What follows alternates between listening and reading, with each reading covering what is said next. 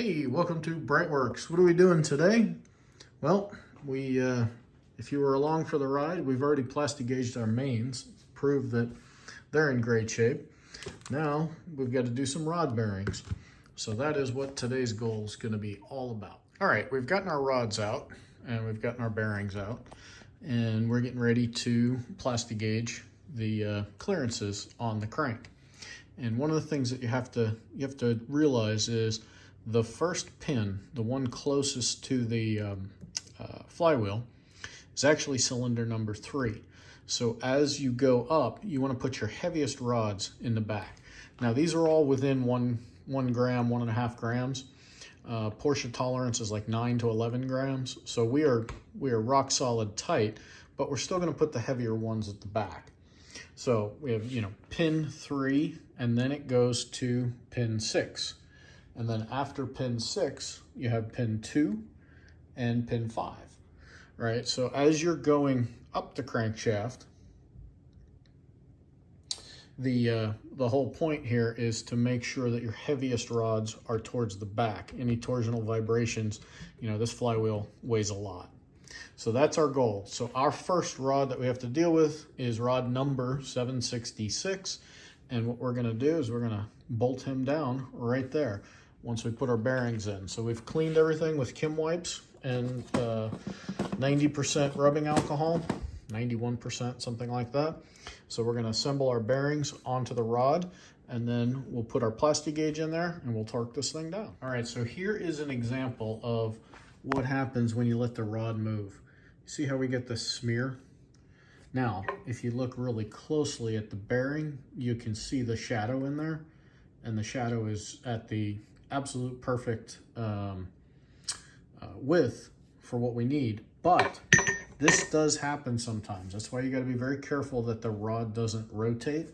So you know what you do when this happens? Clean it off and you torque it up again. Not a huge deal. So we're going to get on with that. All right, so we're on to our last rod.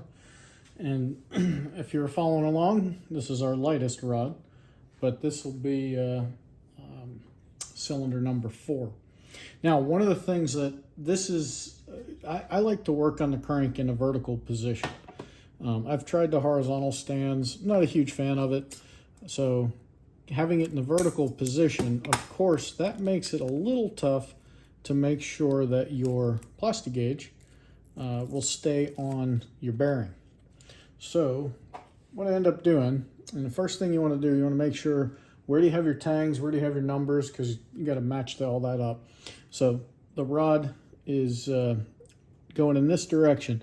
So one of the things that you do is you cut your plastic gauge a little bit long, and then you can fold it over, right? So you're folding it over what's ending up going to be the top of the bearing.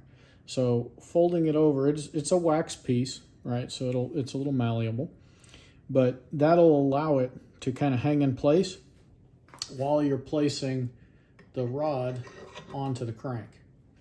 So, pretty self-explanatory stuff, but yeah, you guys can answer my phone one day. Anyway, check this out. Don't forget to lube up your, in this case, we're using ARP rod bolts. And don't forget to put some ARP,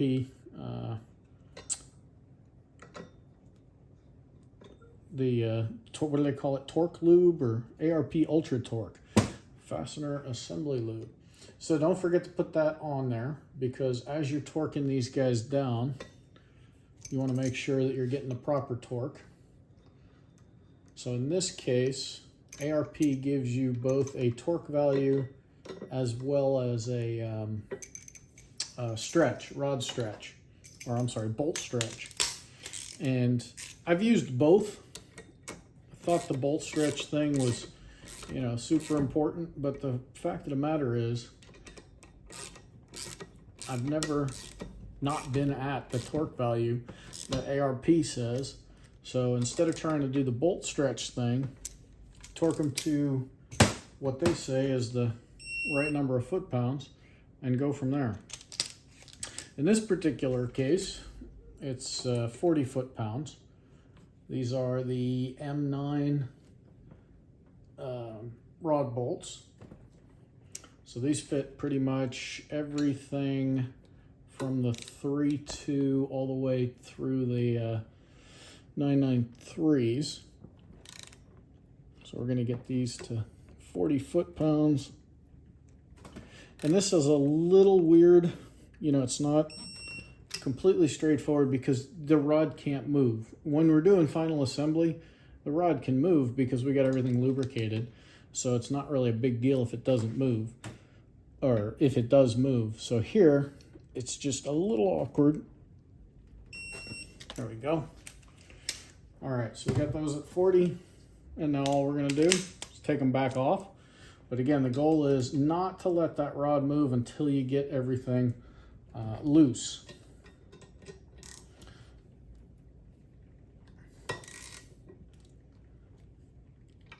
So get one broken free. Oops.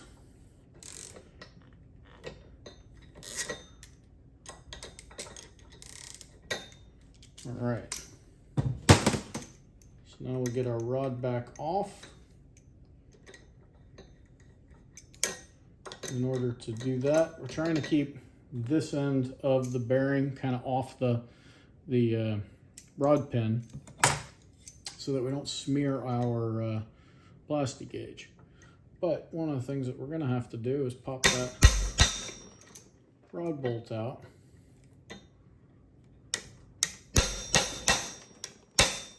There we go.